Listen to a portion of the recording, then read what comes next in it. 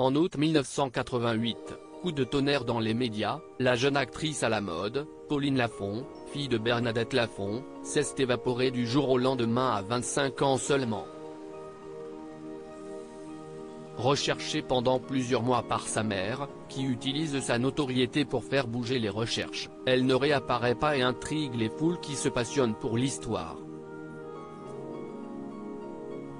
Et le grand public peut compter sur les journalistes pour alimenter leur soif d'information sur le sujet. L'affaire est en une des journaux, certains prétendant même que Bernadette Lafont soit en plein coup médiatique. Les théories les plus folles sont avancées: Pauline serait morte, vivante, suicidaire, en cure, en Chine, à l'autre bout de la France. Des théories qui vont éclater lorsque le puissant journaliste Guillaume Durand, début septembre 1988, annonce un énorme scoop dans son JT de 20h, il sait où est Pauline. Selon lui et une source qu'il dit bien informée, il a des assurances selon lesquelles Pauline est vivante. Une énorme bombe qui fait l'ouverture du journal, dans laquelle il explique que la jeune femme, fatiguée, est partie se reposer dans une cure à la campagne mais reviendra bientôt.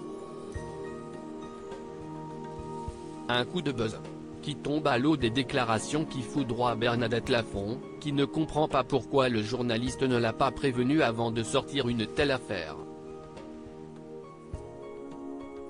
Elle aura la réponse peu de temps plus tard: il n'avait pas beaucoup plus d'informations qu'elle. Sa source bien informée est en réalité un homme qui a passé un appel anonyme à la rédaction de la 5 quelques minutes avant le journal pour donner cette information.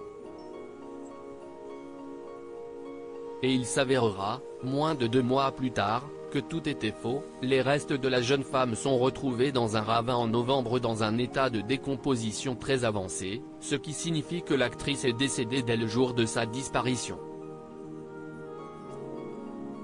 Tombée dans un ravin, elle a en effet fait une chute de 10 mètres et semble morte sur le coup.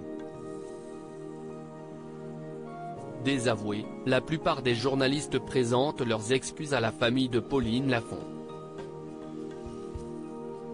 Guillaume Durand, quant à lui, le fera l'année suivante, alors qu'il participe aux 7 d'or, parlant d'une dette épouvantable et d'une gigantesque connerie. Il s'était platement excusé auprès de l'actrice.